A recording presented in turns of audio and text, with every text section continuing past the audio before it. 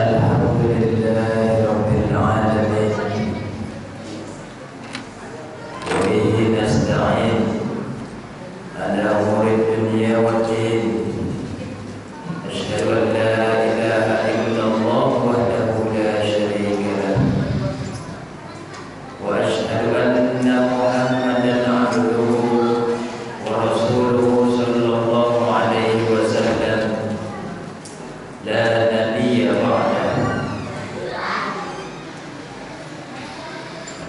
اللهم صل وسلم على سيدنا محمد وعلى آله وأصحابه أجمعين أما بعد فيا عباد الله أوصيكم ونفسي إياي بتقوى الله فقد فاز المتقون اتقوا الله حق تقاته ولا تموتن إلا وأنتم مسلمون وقال الله تعالى في القرآن الكريم أعوذ بالله من الشيطان الرجيم يا أيها الذين آمنوا اجتنبوا كثيرا من الظن إن بعض الظن إثم ولا تجسسوا ولا يغتب بعضكم بعضا أيحب أحدكم أن يأكل لحم أخيه ميتا فكرهتموه واتقوا الله إن الله تواب رحيم صدق الله العظيم. Kaum muslimin, hadirin sidang jemaah Jumat yang dimuliakan Allah.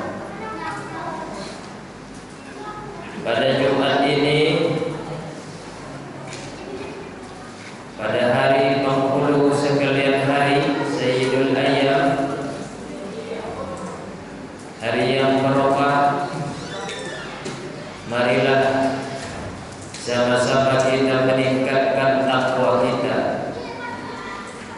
dengan mengerjakan perintah-perintah Allah dan meninggalkan larangan-larangan Allah. Kita bersyukur alhamdulillahirabbil alamin sampai detik ini pun Allah masih beri nikmat kepada kita. Allah masih turunkan hujan. Allah masih berikan panas di siang hari. Allah masih berikan kesehatan. Meski sekarang ini banyak juga di antara kita yang terkena sedikit penyakit flu, batuk, demam, masuk angin, ataupun sakit mah, tapi masih kita diberikan kekuatan kemanapun. Sampai pun kita sampai di masjid ini, itu semua adalah karena karunia-Nya Allah. Salawat beriringkan salam tak lupa kita hadiahkan kepada junjungan alam Nabi kita, Nabi besar Muhammad sallallahu alaihi wasallam. Allahumma salli ala Sayyidina Muhammad wa ala ali Sayyidina Muhammad.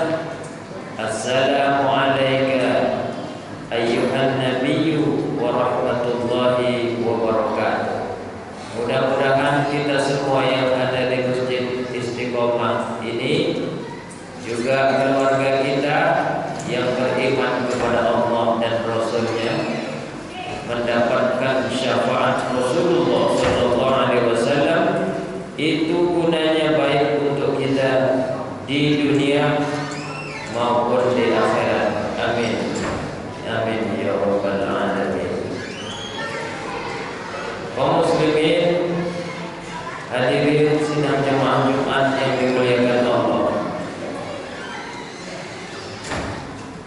Di dalam surat Al-Hujurat ayat yang ke-12 berfirman firman Allah Subhanahu wa taala, A'udzu billahi minasyaitonir rajim. Bismillahirrahmanirrahim. Ya ayyuhalladzina amanu jtanibu katsiran minadh dhanni inna ba'dadh dhanni itsmun wa la tajassasu wa la yaghtab ba'dukum ba'dha. Hai orang-orang yang percaya kepada Allah, yang beriman, ijtanibu katsiran minadh dhanni, jauhkan kebanyakan daripada prasangka, jauhkan kebanyakan daripada menduga-duga, mengira-ngira, memikir-mikir sendiri tanpa ada kepastian yang pasti, tanpa ada kejelasan yang jelas, tanpa ada ilmu yang ditetapkan oleh pengetahuan secara pengetahuannya. Kenapa kita tak dibolehkan untuk banyak menduga-duga? Inna ba'dadh dhanni itsmun, karena kebanyakan daripada mengira-ngira itu adalah dosa rupanya. Saya kira kamu dari sini. Nah, kira-kira saja. Saya pikir Bapak itu sifatnya seperti ini. Pikir-pikir saja. Ternyata bukan seperti itu.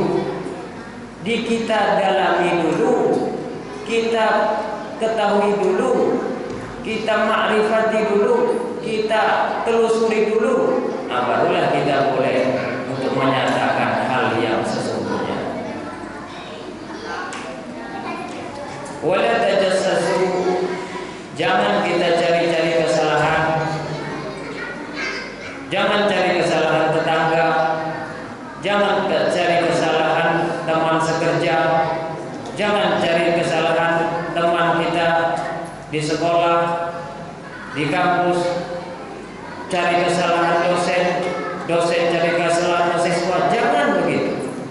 Udah ditekankan, wala tajassasu wala yaghtab ba'dukum ba'dha, dan jangan menggunjing satu sama yang lainnya. Ayuhibbu ahadukum ayyakula lahma akhihi baitan fakarihtumu. Apakah engkau mau memakan daging saudaramu yang sudah mati? Sekarang banyak orang yang meninggal. Nah, pergilah kita ke kuburan itu, kita makan daging mayat itu. Mau kita? Fakarihtumu, pasti kita merasa benci. Jangankan daging orang yang sudah mati kita makan, baik banyak atau sedikit, makanan-makanan yang ada saja kadang-kadang kita alergi untuk memakannya, takut untuk memakannya. Apalagi masih ada penyakit di dalam tubuh kita. Takut makan kacang karena kita asam urat lah. Ini daging bangkai saudara kita yang sudah mati. Tentu semua kita akan menolak. Fakarihtumu, akan membencinya. Wattaqullah, oleh karena itu takutlah kepada Allah. Innallaha tawwabur rahim. Sesungguhnya Allah menerima taubat kalau kita sudah berbuat salah itu. Kalau kita sudah menggunjing saudara kita itu, Rahim, dan Allah juga lebih-lebih Allah Maha Penyayang. Sudah kita berbuat salah, lalu Allah terima taubat kita, dan Allah juga masih kasih sayang kita. Bagaimana baiknya Allah kepada kita. Lihat, ini juga sesuai dengan ketika Nabi Muhammad Isra Mi'raj. Ketika beliau Isra Mi'raj, ada salah satu kejadian yang ditengok oleh beliau. Beliau melihat ada seorang yang mencakar mukanya, dicakar mukanya sendiri, bukan muka kawannya, bukan muka orang lain.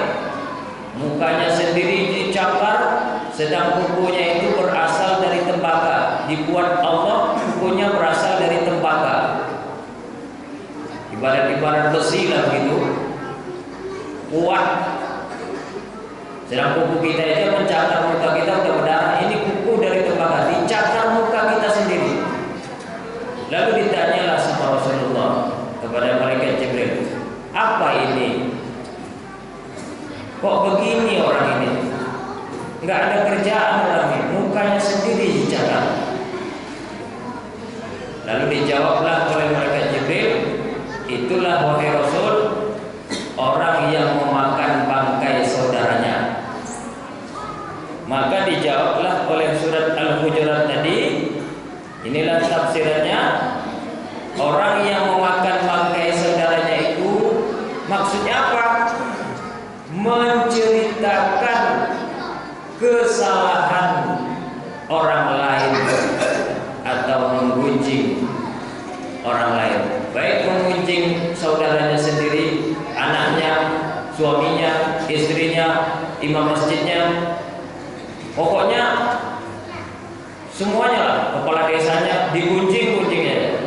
Cerita di sana kesalahan kepala desa aja cerita lagi di sana kesalahan kepala desa aja. Ini nanti akibatnya akan mencakar muka kita sendiri.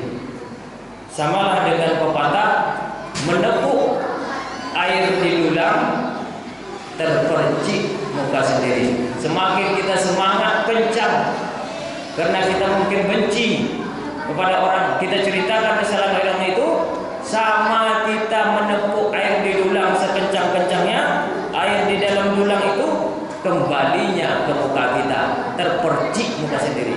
Semakin kencang kita, semakin azab kita. Oleh karena itu diharapkan kepada kita umat Islam yang sudah sholat, yang sudah pakai peci, sarung, menutup aurat, mari kita tutup juga mulut kita, tahan juga perasaan kita supaya tidak menceritakan kesalahan-kesalahan siapapun. Pastilah di antara kita di sini, mungkin saya sendiri juga pernah menceritakan kesalahan orang. Ada syarat-syarat yang boleh kita menceritakan kesalahan orang. Ini ada syarat-syaratnya. Apa syaratnya itu, Pak Ustaz? Pertama, kita boleh menceritakan kesalahan orang untuk kita perbaiki diri kita dan orang yang mendengar. Misalnya kita ceritakan kesalahannya Fir'aun supaya kita tidak sombong. Kita ceritakan kesalahannya ibu yang misalnya pelit sekali, kemudian kuburannya berair supaya masyarakat jangan pelit. Kita ceritakan seorang Pak Haji yang susah ketika pemakamannya supaya kita juga tidak meniru sifat Pak Haji itu. Ternyata sifatnya ketika hidup sering menipu orang, sering menyusahkan orang. Ini boleh, tapi hanya sekedar untuk memperbaiki diri kita dan diri yang mendengarkan. Dan itu tidak dengan emosi, dan itu tidak dengan benci, tidak dengan dendam, tapi hanya sekedar pengetahuan sementara saja. Inilah yang bisa saya sampaikan. Tolong jagalah mulut kita. Lebih baik kita diam saja atau lebih baik tidur saja. Dan orang yang tidur menghindari supaya tidak menggunjing, tidur orang itu dianggap pahala. Fa'tabiru ya ulil absar la'allakum